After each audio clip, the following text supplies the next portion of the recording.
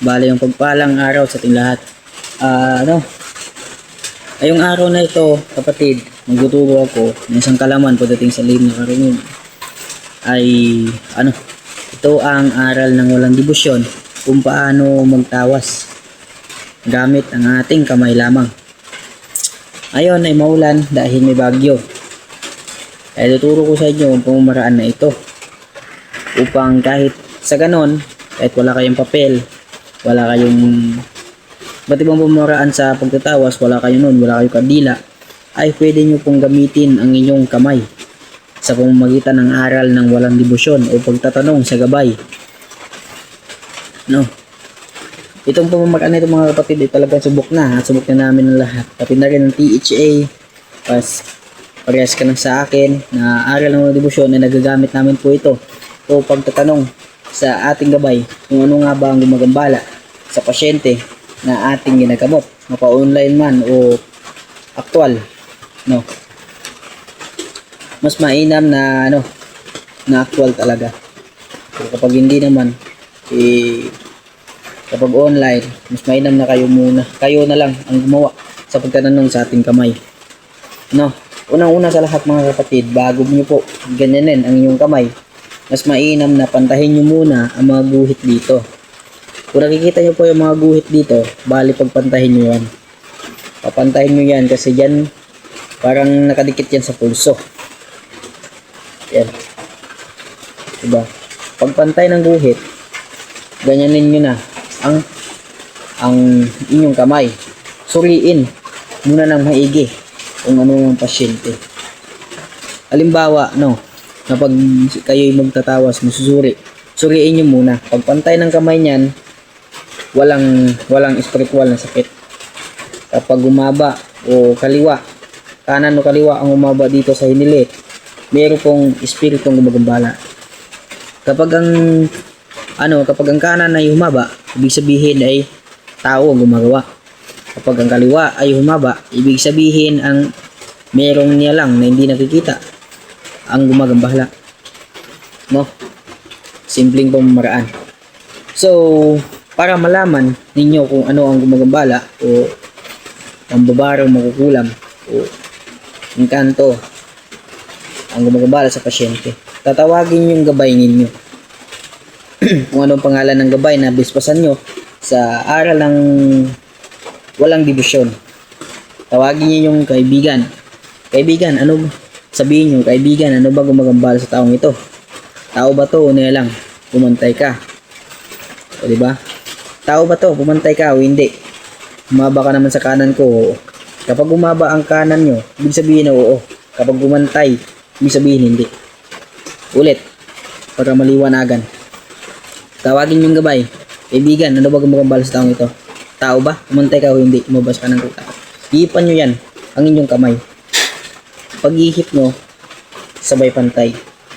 Kapag humaba ang inyong kanan, ibig sabihin, oo ang sagot niyan. Tao gumagambala. Pero kapag tinawag yung gabay nyo, kaibigan, ano ba gumagambala sa taong ito? Niya lang ba?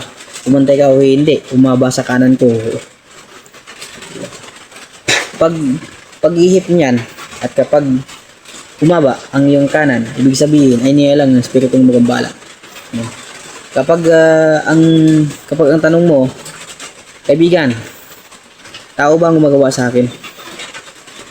Huwag ihip mo yan ng inyong kamay o sa pasyente mo o tatanungin mo, kaibigan, ano gumagawa sa pasyente nito? Tao ba? Pag nahihip mo yan sa inyong kamay, kapag bumantay, ibig sabihin ay hindi tao gumagawa niyan.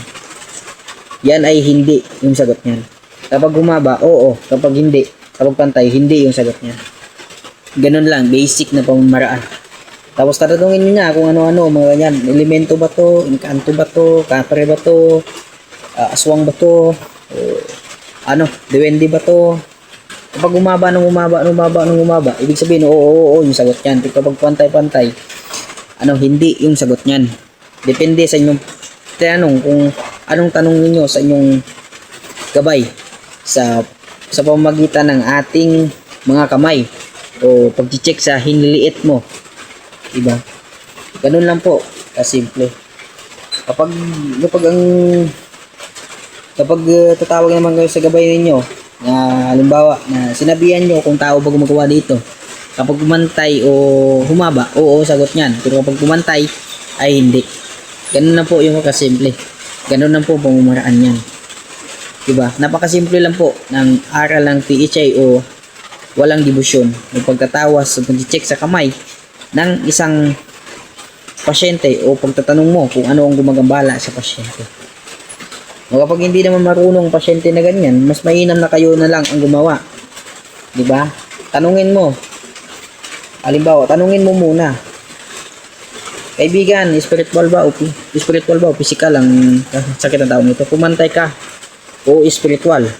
Bumaba ka naman sa kanan ko o physical. Kapag ihip mo yan, kapag pumantay, spiritual ang sakit. Pero kapag umaba yung kanyang kanan, ibig sabihin ay physical lang ang sakit. Diba? Simple lang. Depende sa inyong tanong. Sa inyong kamay kasi diyan kasi nagko-connecta ang ating mga gabay sa hiniliit natin. Kumbaga dumadalo yung presensya papunta sa ating hiniliit. Ganun lang po kasimple. Kaya yun lamang mga kapatid, maiksing pamaraan o maiksing katuruan sa inyo dahil maraming tutulong sa atin kung paano tawasin gamit ang aral ng debosyon sa pamamagitan na naman ng ating kamay o pagtatanong sa ating gabay. Kaya yun lamang, sana po maliwanagan kayo. Maayos po yung paliwanag ko. Kapag naman kapag hindi nyo magets, mas mainam po na comment nyo lang po sa ilalim kapag hindi nyo nagets at hindi nyo maayos, ay punta kayo sa Facebook page ko, Mark Lawrence Pineda, at aking sasagutin po ang inyong katanungan. Pero hintayin nyo lang po, wag po kayong chat ng chat sa akin, hintayin nyo po ako mag-reply, kasi marami kong pasyente. Kaya yun lamang, kung hindi nyo po magets, mas mainam na comment kayo dyan, tapos tungkol sa aking FB page. Kaya yun lamang mga kapatid, God bless, and blessing to come. Kapagpalang hapon sa inyong lahat. Keep safe dahil may bagyo ngayon. At sana pagbulayin ngayawa ng ating Panginoon. God bless, and blessing to come mga kapatid.